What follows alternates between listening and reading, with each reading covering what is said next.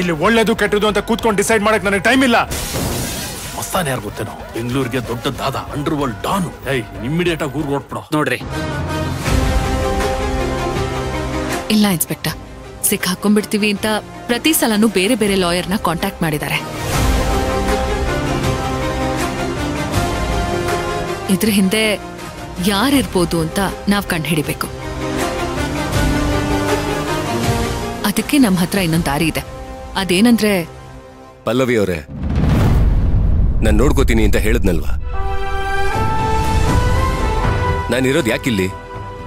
I'll handle it. ಇವ್ರು ಯಾಕೆ ನನ್ನ ಇಷ್ಟೊಂದು ಅವಾಯ್ಡ್ ಮಾಡ್ತಿದ್ದಾರೆ?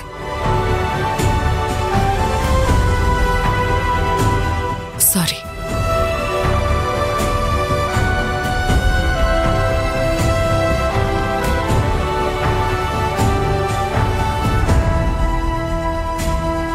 ಚೇತನ್, ಫೈಲ್ ಕೊಡಿ ಇಲ್ಲಿ.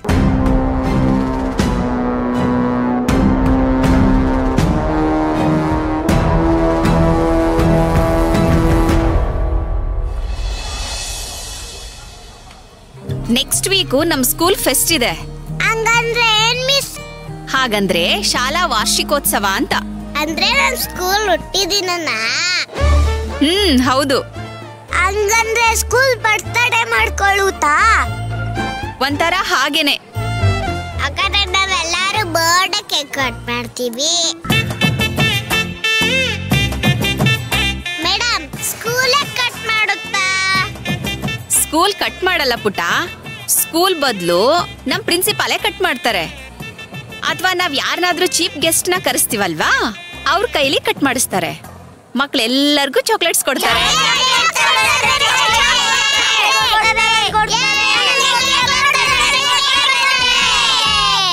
ಆಮೇಲೆ ಅಷ್ಟೇ ಅಲ್ಲ, ಸ್ಕೂಲಲ್ಲಿ ಕಾಂಪಿಟೇಷನ್ ಇರುತ್ತೆ. ನೀವೆಲ್ಲ ಚೆನ್ನಾಗಿ ಪರ್ಫಾರ್ಮೆನ್ಸ್ ಮಾಡ್ಬೇಕು. ಯಾರು ಚೆನ್ನಾಗಿ ಪರ್ಫಾರ್ಮ್ ಮಾಡ್ತಾರೋ ಅವ್ರಿಗೆ ಫಸ್ಟ್ ಪ್ರೈಸ್.